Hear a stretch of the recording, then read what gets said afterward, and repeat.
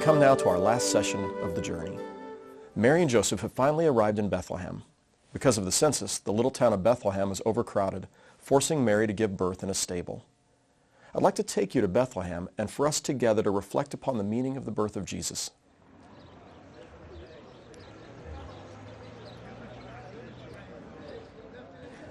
After 10 days' journey, Mary and Joseph finally arrived in Bethlehem. And what they found here in Joseph's hometown was a village of 300 or 400 people.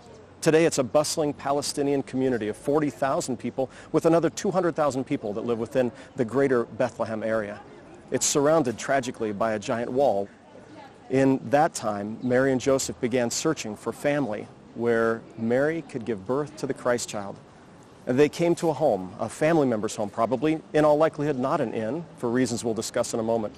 And it was there that they were able to find a place, to find the stable where the animals were kept, where Mary would give birth to her firstborn son. So let's explore in greater detail this story, the story of the Word becoming flesh in Bethlehem. In the book that goes with the study, I explained to you why it's likely that Mary and Joseph were not turned away from an inn when they arrived in Bethlehem, but were instead unable to stay in the guest room at Joseph's family's home, and instead were given the stable where Mary gave birth. To help this make sense, I'd like to show you the floor plan of a typical small home from the first century period. These types of homes have been found in archaeological sites in the Holy Land. Now, there was a room that was used as the kitchen and family room. To the side was a bedroom where, in the case of Joseph, his parents slept. If the family was poor, they would have had an entire family living in that one room. But usually there was another room, sometimes built upstairs, what might be called today a loft. It was where children slept or where guests stayed when there were guests. The room was called a cataluma. This was the guest room. The cataluma was already full when Mary and Joseph arrived, and for reasons I explain in the book, it was deemed better for them to give birth in the stable. There were two possible places for the stable. One was here, in the back of the house, attached to the home. The second was below ground. Remember, some lived in caves, but many others built their homes atop caves or in front of caves, using the cave as a room or for storage or as a place to keep their animals. We still see this among the Bedouin shepherds in and around Bethlehem to this day. Christians, since at least the 2nd century, have held that Jesus' birth took place in a stable, located inside a cave. That cave is found beneath the church, and this church and the cave is one of Christianity's holiest shrines. So let's return to Bethlehem. Every year at Christmas, tens of thousands of Christians gather here in this place. This is Manger Square, and behind me is the Basilica of the Nativity. Inside the Basilica of the Nativity, a church that was built in 326 and has been used almost continuously ever since. Inside the Basilica of the Nativity, we find a grotto, a cave, underneath the main floor. As you descend into the cave, you find the place where Christians since the end of the 1st century have come to remember the birth of Jesus Christ. So, let's go inside. As you enter the church, you enter through the door of humility. It forces the worshiper to bow as you enter this place.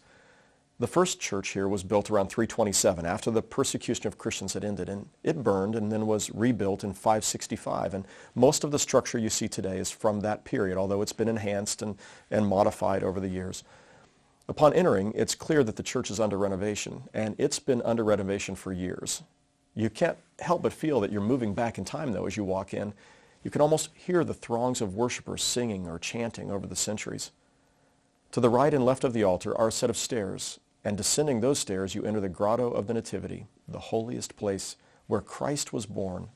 It's usually filled with visitors, and there's very little time. There's always just a crush of people coming in behind you. So you've usually got maybe 60 seconds, maybe a couple of minutes if you're lucky, and still surrounded by people. But we were fortunate to be allowed to go in before the crowds entered, and so we had several minutes of time alone in the grotto with only our guide. Now, you have to stand back and use your imagination when you enter this cave. You've got to be able to picture in your mind's eye the animals there, the straw upon which Mary lay, the manger where Jesus was laid after he was born. You can see the midwife standing there if you use your imagination, and Joseph standing nearby. Now, worshipers, as they enter this place, approach the altar, beneath which is a star that represents the place where Jesus was born. You bow at the altar in homage, and on your knees you reach in and touch the star, and in the center of the star, a place where you can touch the ground as though you're connecting with the very place where these things occurred. Matthew tells us that Jesus was born in a stable. Luke tells us it was shepherds who were the first invited to see the newborn king. So let's go to the shepherds' fields, where they heard the good news of great joy for all people. In the first century, being a shepherd was among the lowest levels on the socioeconomic ladder. And being a night shift shepherd, well, that was the lowest of the low. And yet it was to the night shift shepherds that God chose to first announce the good news of great joy for all people.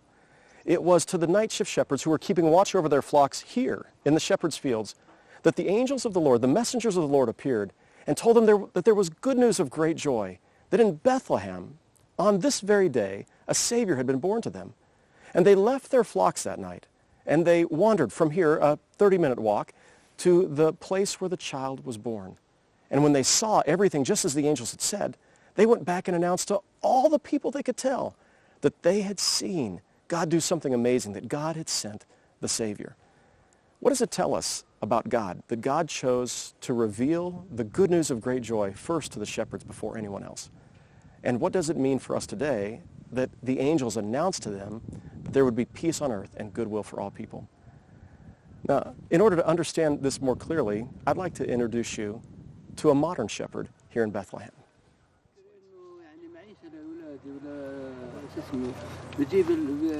I shepherd because it allows me to feed my family and to be with them. It gets milk, meat, and food for them, and I love to do that. When we're here in the olive grove, I feel connected to the sheep. I've loved doing this since I was a little boy. Someone who is humble can talk to others who are humble like them. Perhaps he was born to shepherds to demonstrate that humility to others. People who aren't shepherds wouldn't understand. Look where he was born. In a manger where sheep eat.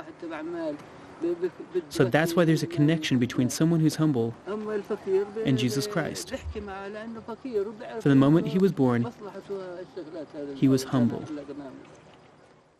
Ibrahim and his wife Fatma are among the humble shepherds who keep watch over their flocks in Bethlehem.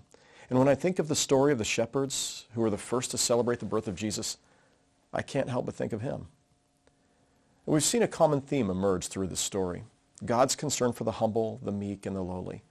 But we typically include the Magi in the Christmas story. They weren't necessarily among those who were in the poor, the underclass of society. Instead, they who had traveled for weeks or maybe even months to come to Bethlehem were, they were perhaps Zoroastrian priests. They were astronomers or astrologers really in their time, and they came bearing gifts out of their wealth. We celebrate their visit to Jesus on what is called Epiphany, January 6th, and this is when we remember the fact that God invited the Gentiles, and not just Jews, to come and to receive Jesus, to trust in Jesus, and to see Jesus as their Savior and their King. As they traveled those hundreds of miles, they traveled probably from Parthia in the Roman Empire. That would have been modern-day Iran. We don't know if there were three, but we do know that there were three gifts that were presented to Jesus: gold, frankincense, and myrrh. Now, there's much that could be said about these gifts and the wise men, but the reason Matthew includes them in his story is to make clear that in Jesus, salvation is offered not only to the Jews, but to the whole world. Jesus is the light of the world, not only the Savior of the Jews, but also the Gentiles, not only the Savior of the poor, but also the rich. Now, the Magi's gifts were interesting. Of course, gold was a universal currency and a gift fit for a king, and would become very important as Mary and Joseph and Jesus had to flee to Egypt. Frankincense was used in the temple by the priests, and myrrh was used in embalming the dead. Their gifts foreshadowed the various roles Jesus was to play. He was the King of Kings and the Lord of Lords. He was the high priest who would come before the Father on our behalf, and he was the one who would give his life as a ransom for many. Now, clearly, there's much more that needs to be said and could and should be said about the story of the birth of Jesus, but I'd end this video with one closing thought. Matthew tells us that Jesus, after his birth, was laid in a manger because there was no room in the inn. In the Grotto of the Nativity, there are 2 or 3 steps that take you down to a small side chapel. It's to the right of the main altar. It's called the Chapel of the Manger. Here, worshipers pause to remember the humble bed in which Jesus was laid. Clearly, this picture is a moving image of the humility of the Son of God. When God's Son was born, he wasn't born across the valley in Herod's fabulous palace. He was born in a stable, and his bed was a manger. Now, what is a manger? Well, a manger is a feeding trough for animals. And I think Matthew is pointing to something more than just the humble birth of God's Son when he tells us that he was laid in a manger. It struck me as I pondered this story that the feeding trough is a place where God's creatures eat. The place where Jesus is born is Bethlehem. Do you remember what that name means? It means house of bread. In John 6, Jesus says, I am the bread of life. Those who come to me will never go hungry. The bread of life is born in the house of bread. In Matthew, Mark, and Luke, the Synoptic Gospels, at the Last Supper, Jesus takes bread, breaks it, and says, take and eat. This is my body given for you. I believe Luke is telling us from the very beginning of his gospel, when he says that Jesus was laid to sleep in a feeding trough for the animals, for God's creatures, that Jesus came to provide us a kind of spiritual nourishment that he alone could satisfy. He alone could satisfy our hungry hearts, what we long for on the inside, the things you can't buy at a shopping mall, the things you can't put in gift-wrap packages under a tree. This is what Jesus does for us. In John chapter 1, verses 1 through 18, John's account of the Christmas story, we find there's no angels or shepherds or wise men. But he does describe Jesus' birth in this way. He says, in the beginning was the Word. That is God's desire to communicate his love, his grace, his truth to us. In the beginning was the Word, and the Word was with God, and the Word was God. He was in the beginning with God. And what has come into being in him, listen, was life. And the life was the light of all people. And the Word became flesh and lived among us, full of grace and truth. My hope and prayer for each person watching this video and reading the journey is that your own understanding of God's character, of Jesus' identity, and God's will for your life has been deepened by this study, and that you have found Jesus to be for you personally the bread of life, the Word made flesh, our Emmanuel, and the light of the world.